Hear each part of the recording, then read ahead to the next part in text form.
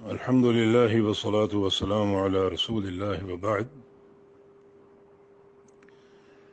میں عبداللہ ناصر رحمانی، امیر جمعیت اہل حدیث سندھ، آپ سے مخاطب ہوں۔ ایک انتہائی حساس مسئلے پر بات کرنا چاہ رہا ہوں۔ آج کل ایک باز گشت گونج رہی ہے لواری کے حج کے حوالے سے، جسے بڑے واضح طور پر ہمارے ہائی کورٹ نے روک دیا تھا۔ کچھ عرصہ بدین کے قریب لواری کے علاقے میں یہ حج ہوا، جو بہت بڑا ظلم ہے، اور بحمد اللہ ہمارے موقر ادارے، ہماری عدالت نے اس حج کو اپنے آرڈر کے ذریعے روک دیا، اور یہ رکا رہا۔ لیکن اس وقت بعد عناصر اسے دوبارہ شروع کرنے کے درپے ہیں، اور سنا ہے کہ کچھ وزراء کو بھی اس کی پشت پناہی حاصل ہے۔ یہ انتہائی ظالمانہ اقدام ہوگا۔ حج ایک شرعی فریضہ ہے، اسلام کا 5واں رکن ہے، اور جو حج کے سارے اعمال ہیں، بیت اللہ کا طواف، صفا مروہ کی سعی، وقوف عرفہ، مبیت مزدلفہ،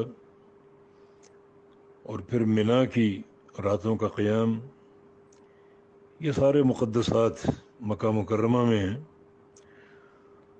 اور مسلمان وہیں کا قصد کرتے ہیں فریضہ حج کی ادائیگی کے لیے۔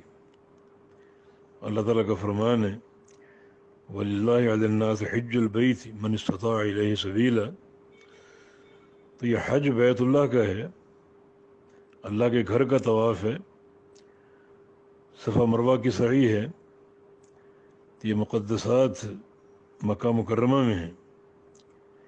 ابراہیم خلیل اللہ علیہ السلام نے جب خانہ کعبہ بنا لیا تو اللہ تعالیٰ نے حکم دیا کہ وَأَذِّن فِي النَّاسِ بِالْحَجِّ يَأْتُوكَ رِجَالًا وَعَلَى كُلِّ ضَامِرٍ يَأْتِينَ مِنْ كُلِّ فَجٍّ عَمِيقٍ، کہ اب آپ حج کی منادی کیجیے کہ اللہ کا گھر بن چکا، اور لوگ اسی کا قصد کریں، دور دراز کے علاقوں سے، کوئی یورپ میں ہو، کوئی افریقہ میں ہو، کوئی ایشیا میں ہو، اسی اللہ کے گھر کا قصد کرنا ہے، اور یہیں آ کر حج کا فریضہ ادا کرنا ہے۔ تو یہ تو اسلامی شاعر میں سے جس کی تعظیم ہم پر فرض ہے۔ تو یہ حج کا فریضہ دنیا کے کسی اور مقام پر ادا نہیں ہو سکتا، یہ بیت اللہ کے ساتھ اور مکہ مکرمہ کے ان مقدسات کے ساتھ موقوف اور مشروط ہے، اور یہی فریضہ حج ہے۔ لیکن کسی مقام پر حج کا پروگرام بنانا، جیسے لواری میں حج دوبارہ شروع کرنے کا ایک پروگرام سننے میں آ رہا ہے، تو انتہائی مذموم یہ پروگرام ہے۔ ہمارے حکام بالا بتائیں کہ یہ جو لواری کی بعض عمارتیں جہاں لوگ طواف کریں گے، کیا یہ خانہ کعبہ ہے؟ کیا اس کو خانہ کعبہ کا درجہ دیا جائے؟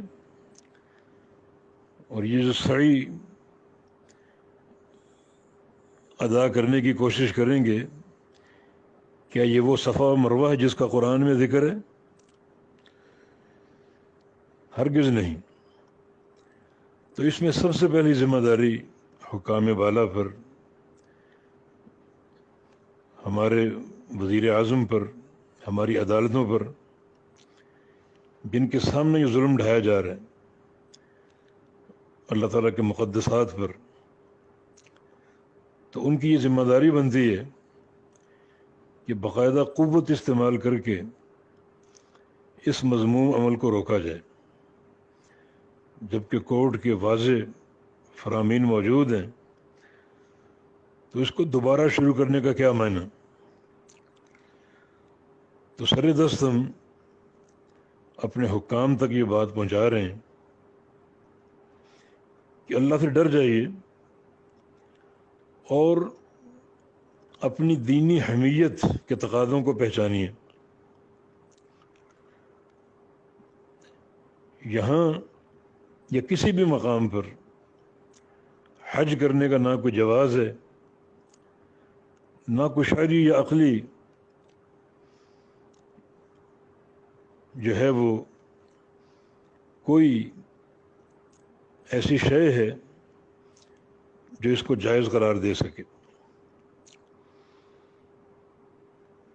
تو حکام اپنی ذمہ داری کو پہچانیں، بیت اللہ خانہ کعبہ کے پروٹوکول کو پہچانیں، اللہ تعالیٰ کے پروٹوکول کو پہچانیں، ورنہ پھر اگر حکام اپنی ذمہ داری ادا کرنے سے قاصر رہے تو پھر دینی غیرت اور اس رکن حج کے تعلق سے ہمارا جذبہ